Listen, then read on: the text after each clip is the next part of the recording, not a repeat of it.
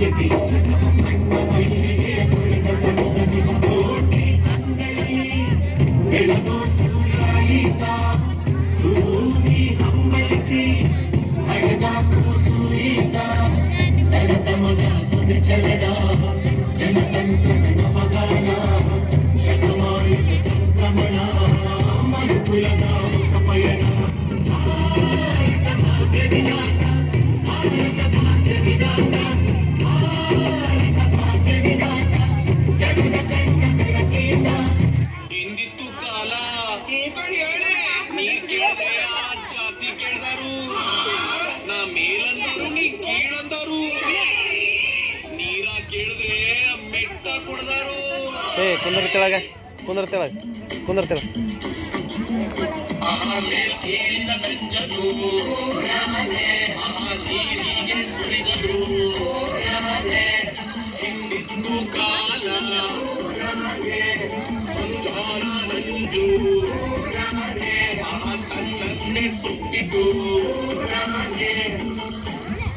ಆಮೇಲೆ ಕಾಲಕ್ರಮೇಣ ಒಂದೊಂದಾಗಿ ಒಬ್ಬೊಬ್ಬರಾಗಿ ಸಮಾನತೆ ಹರಿಕಾರರು ಬಂದು ಈ ಪಾಪ ತೊಳೆದರು.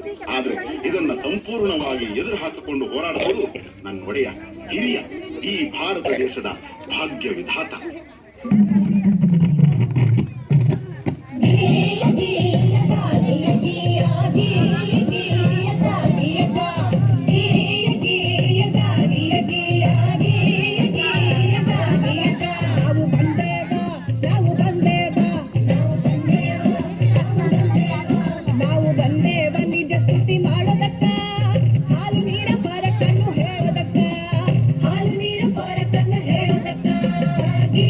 Yeah.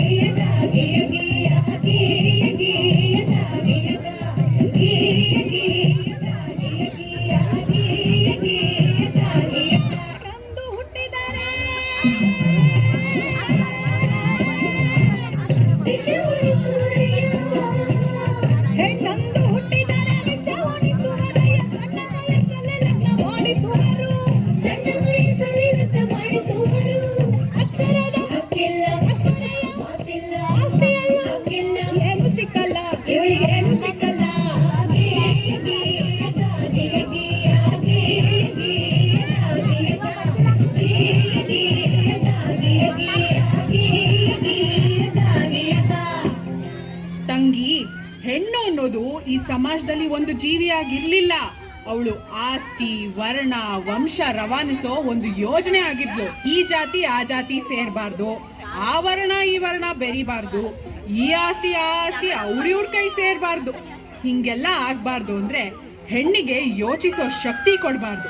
ಹಾಗೆ ಅವಳಿಗೆ ಒಪ್ಪಿಗೆ ಇದೆಯೋ ಇಲ್ವೋ, ಅವಳ ಬುದ್ಧಿ ಮತ್ತು ಮೈ ಮಾಗಿದೆಯೋ ಇಲ್ವೋ, ಅವಳಿಗೆ ಜಾತಿಯಲ್ಲೇ ಮದುವೆ ಮಾಡಿಸ್ಬಿಡೋದು. ಹೆಣ್ಣು ಆಸ್ತಿ ತಗೋ ಬರ್ತಾಳೆ. ಹಾಗಾಗಿ ಒಬ್ಬ ಗಂಡಿಗೆ ಹೆಚ್ಚೆಚ್ಚು ಮದುವೆ ಮಾಡಿಸಿದಷ್ಟು ಹೆಚ್ಚೆಚ್ಚು ಆಸ್ತಿ ಬರುತ್ತೆ.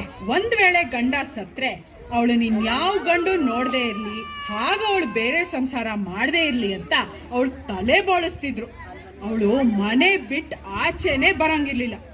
ಹೇ ನನ್ನಪ್ಪ ಸರ್ದಾರ ಗುಡುಗಿದನಯ್ಯ,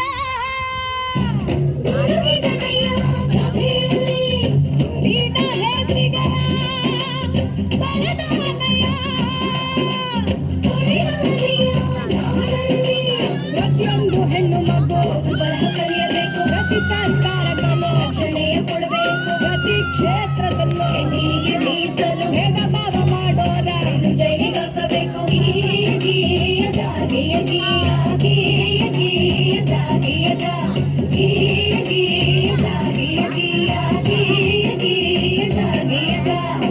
ಅದು ಅಲ್ಲದೆ ನನ್ನ ತಂಗಿ ಕೇಳೆ ಹೊನ್ನ ಮದರಂಗಿ, ಪ್ರತಿಯೊಂದು ಕ್ಷೇತ್ರದಲ್ಲೂ ಹೆಣ್ಣಿಗೆ ರಕ್ಷಣೆ ಇರಬೇಕು. ಹಾಗಂತ ನನ್ನಪ್ಪ ಸರ್ದಾರ ಕೊಡಿಸಿದ ಹಲವು ಸವಲತ್ತು. ಪ್ರತಿ ಕಾರ್ಖಾನೆಯಲ್ಲೂ ಪ್ರತ್ಯೇಕ ಶೌಚಾಲಯ, ಪ್ರತಿಯೊಂದು ಕೆಲಸಕ್ಕೂ ಸಮನಾದ ವೇತನ, ಹೆರಿಗೆ ರಜೆಯನ್ನು ತಪ್ಪದೇ ನೀಡಬೇಕು. ಹೆಣ್ಣು ಶಿಶು ಹತ್ಯೆ ಇನ್ನು ಮುಂದೆ ನಿಷಿದ್ಧ, ಹೆಣ್ಣಿನ ಶೋಷಣೆಗೆ ಜೈಲೇ ಶತಸಿದ್ಧ.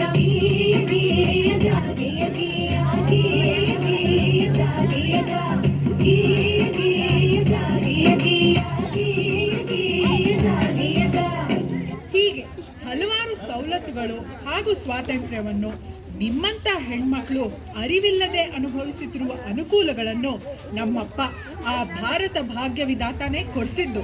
ಹೆಣ್ಣು ಮಕ್ಕಳಿಗೆ ಆಸ್ತಿಯಲ್ಲೂ ಹಕ್ಕುಂಟು, ಗಂಡು ಹೆಣ್ಣು ಎಂಬ ಬೆಳಕಿನಲ್ಲಿ ಎಡೆಯುಂಟು. ಕಳೆದೋಯ್ತು ಹಳೆ ಕಾಲ, ಹೊಸ ಸುಗ್ಗಿ. ಪ್ರತಿಯೊಬ್ಬ ಪ್ರಜೆ ಈಗ ನಿಂತನೋ ಎದೆ ಹಿಗ್ಗಿ, ಪ್ರತಿಯೊಬ್ಬ ಪ್ರಜೆ ಈಗ ನಿಂತನೋ ಎದೆ ಹಿಗ್ಗಿ, ಪ್ರತಿಯೊಬ್ಬ ಪ್ರಜೆ ಈಗ ನಿಂತನೋ ಎದೆ ಹಿಗ್ಗಿ.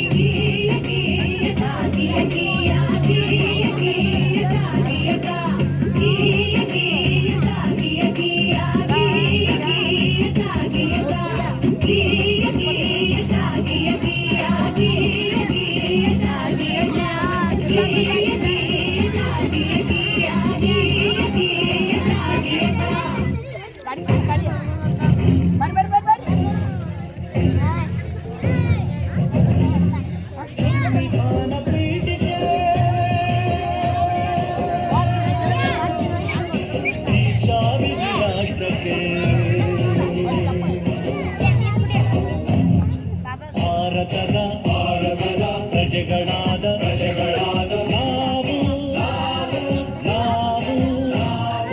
ಭಾರತದ ಪ್ರಜೆಗಳಾದ ನಾವು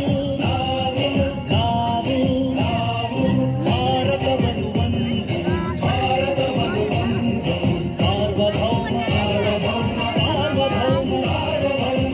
ಸಮಾಜವಾದಿ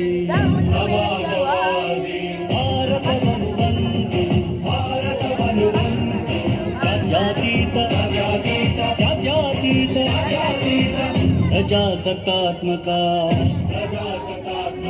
ಗಣರಾಜ್ಯವನ್ನಾಗಿ ರೂಪಿಸುವುದಕ್ಕಾಗಿ ಭಾರತೀಯರೆಲ್ಲರಿಗೂ ಸಾಮಾಜಿಕ ಆರ್ಥಿಕ ಮತ್ತು ರಾಜಕೀಯ ನ್ಯಾಯವನ್ನು ಅಭಿವ್ಯಕ್ತಿ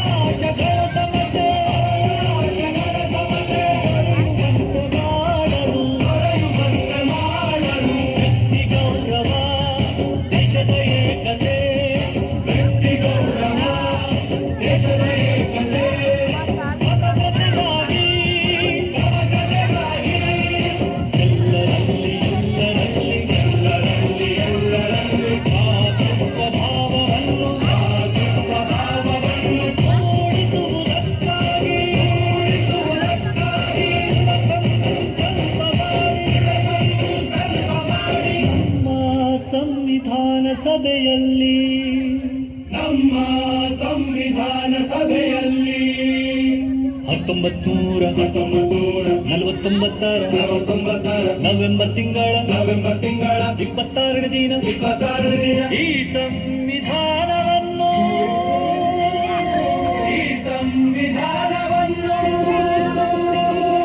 ನಮಗೆ ನಾವೇ ಅರ್ಪಿಸಿಕೊಂಡು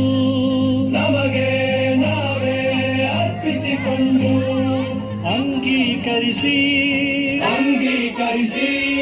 ಶಾಸನವಾಗಿ ವಿಧಿಸಿಕೊಂಡಿದ್ದ